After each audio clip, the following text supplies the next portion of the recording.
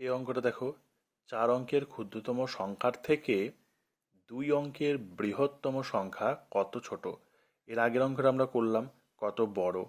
একই রকম করে কত ছোট বা কত বড় দুটো বের করতে গেলে আমাদের বিয়োগ করতে হয়।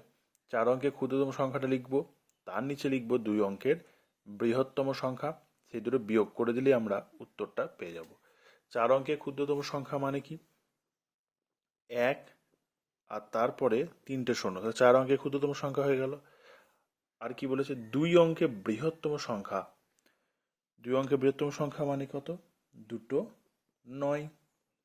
এই দুটো বিয়োগ করব। 9 কয় 10, 1 10, এটা 10 10 মিলে গেল শূন্য, 1 কয় 10 হবে, এটা 9 10, আর 1 1 মিলে যাবে। এটা হবে আমাদের উত্তর। অর্থাৎ উত্তরটা কি হবে? 4 অঙ্কের ক্ষুদ্রতম সংখ্যা থেকে 2 অঙ্কের বৃহত্তম সংখ্যা কত ছোট? 901 ছোট হবে। বোঝা গেল?